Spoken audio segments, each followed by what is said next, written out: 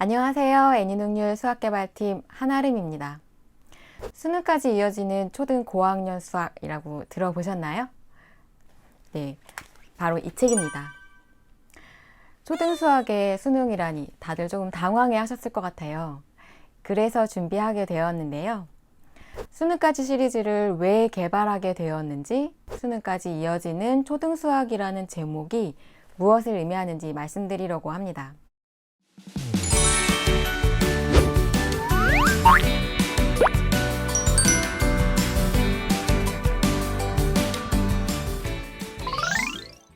자, 먼저 수능까지 이어지는 초등 수학이라는 제목은 초등에서부터 수능 문제를 미리 보면 좋다 라는 뜻이 아닙니다. 수학 공부에서 가장 중요한 것은 바로 이 개념 학습인데요.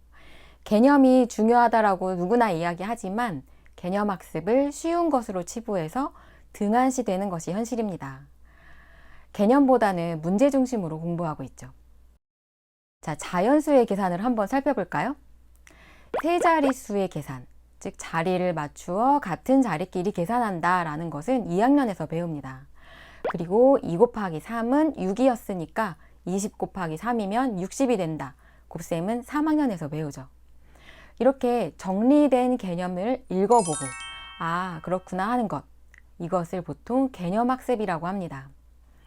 하지만 이 개념들은 사실 따로따로가 아닙니다. 10이 되면 앞으로 한 자리 나아가는 법칙, 자연수는 십진법에 따른 수죠. 여기서부터 개념이 연결되고 확장이 됩니다. 자, 십진법에 따른 수니까 자리마다 값이 다르죠. 그러니까 같은 자리끼리 더하고 빼는 겁니다. 그리고 각 자리는 값이 10배씩 차이 납니다. 왜냐하면 10이 될 때마다 앞자리로 나아간다고 했으니까요. 그래서 10이 되면 윗자리로 1을 받아올림 하는 것이고요. 10을 곱할 때 한 자리 늘어나는 것, 10으로 나눌 때 한 자리 줄어드는 것도 십진법 때문에 그렇습니다. 그리고 이 개념은 소수까지 이어져요. 왜냐하면 소수도 십진법에 따른 수니까요. 분수를 소수로 나타낼 때 분모가 10인분수로 만들어야 하는 것도 십진법에서부터 나옵니다. 보여드린 것과 같은 개념의 연결은 당연히 초중고로도 이어지는데요. 아이들이 이렇게 개념을 연결해서 공부할 수 있도록 하기 위해서 수능까지 시리즈를 개발하게 되었습니다. 그리고 그 의도를 가장 잘 전달할 수 있는 제목이 수능까지 이어지는 초등수학이라고 생각을 했고요. 즉, 수능까지 이어지는 초등 고학년 수학이라는 제목은 중고등으로 이어지는 수학 개념은 초등부터 라는 것을 의미합니다. 자, 그럼 초등에서부터 고등까지 연결되는 개념 한번 볼까요? 5 곱하기 2, 5 곱하기 3과 같은 곱셈은 초등 2학년에서 배우고 이것을 통해 역곱셈을 생각해서 5학년에서 최대 공약수를 배우게 됩니다. 그리고 중등에서는 같은 식을 문자를 사용해서 일반화, 추상화된 표현을 씁니다. 그리고 고등에서는 수가 아닌 다항식을 가지고 최대 공약수를 구하는데요. 그래서 최대 공약수 개념을 이용해서 풀어야 하는 수능 문제로도 출제가 됩니다. 수능까지 시리즈는 이와 같이 지금 초등에서 배우는 개념들이 쉽게 느껴질 수 있지만 그 속에는 중고등까지 이어지는 수학적인 의미, 근본적인 개념들이 들어있다라는 점을 이야기합니다. 그리고 그것을 직접 보여주기 위해서 본문 안에 수능 문제를 담았어요. 자, 이 수능 문제는 풀어야 하는 것이 아니라 지금 배우는 개념이 고등으로 어떻게 이어지는지 보여주기 위한 장치이고요. 이 수능 문제를 풀기 위해 거쳐야 하는 사고 과정을 초등 개념으로도 경험해 볼 수 있도록 문제를 제시했습니다. 수능 문제 이외에도 교육청 문제, 즉 모의고사 문제들도 있는데요. 이 책으로 수능을 대비하세요가 아니라 개념이 초등에서 고등으로 이어진다는 것을 알려주고자 한 것이기 때문에 수능 문제만으로 제한을 두지는 않았습니다. 자, 25번 문제는 자연수의 사칙연산 단원에 있는 문제인데요. 연산이 단순히 더하기, 빼기, 곱하기, 나누기 뿐만이 아니라 약속에 따라 정의될 수 있다라는 사고를 경험하게 하고 더불어 곱셈과 곱셈의 의미까지 생각해 보게 한 것이죠. 우리 아이들 어려서부터 너무 열심히 많이 공부하죠?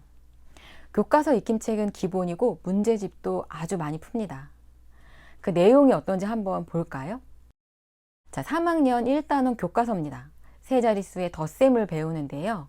수모형으로 계산 방법을 한번 보여주고 단순 계산 문제 하나, 문장제 하나 정도를 풀어봅니다. 자, 그러면 참고서는 어떨까요? 자, 교과서 문제와 동일합니다. 문장제 문제의 소재조차도 같죠. 자, 이거는 다른 회사의 문제집입니다. 이것도 역시 동일하죠. 그리고 또 다른 회사의 교재지만 내용은 역시 똑같습니다. 자, 그러면 익힘책도 한번 살펴볼까요? 자, 익힘책 문제도 교과서와 거의 비슷합니다. 수모형을 보고 계산하는 것, 그냥 계산 한번 해보는 것. 그리고 참고서를 다시 살펴보면 익힘책 문제와 숫자만 다르고 똑같아요. 자, 5개 회사의 참고서를 보여드렸는데 교과서 익힘책 문제에서 벗어나지 않습니다. 이처럼 교과서 익힘책, 참고서에 이르기까지 아이들은 거의 비슷한 문제를 반복해서 풀게 되는데요. 물론 교과서 익힘책보다 참고서에는 조금 더 많은 문제들이 있습니다. 하지만 세 자릿수의 덧셈에서 왜 같은 자리끼리 계산하는지, 왜 10이 되면 받아올림을 하는 것인지에 대한 것들을 생각해 볼 수 있는 문제는 없어요. 계산 그 자체에 조금 더 치중이 되어 있죠. 자연수는 자연수대로 배우고 계산은 또 새로운 개념인 것처럼 개념을 연결하지 못하고 분절적으로, 그리고 개념보다 문제 중심으로 공부하는 것, 그것이 지금 아이들의 현실입니다. 만약 교과서가 개념 공부를 하는데 부족한 부분이 있다면 그것을 채워주어야 하는 것이 참고서여야겠죠. 따라서 그런 역할을 하기 위해서 만든 교재가 바로 수능까지 이어지는 초등수학입니다. 학교 진도에 맞는 공부도 물론 중요합니다. 교과서와 익힘책, 즉 학교 수업을 듣고 숙제를 하면서 개념을 하나의 관점으로 바라보았다면 그 개념을 제대로 이해하고 중고등까지 가기 위한 기본기가 되도록 하기 위해서는 다각도의 관점에서 그 개념들을 바라보고 개념들의 관계를 이해할 수 있어야 합니다. 수능까지 이어지는 초등수학으로 초등에서 배우는 개념이 어떤 수학적 의미를 갖는지 알아볼 수 있도록 해주세요.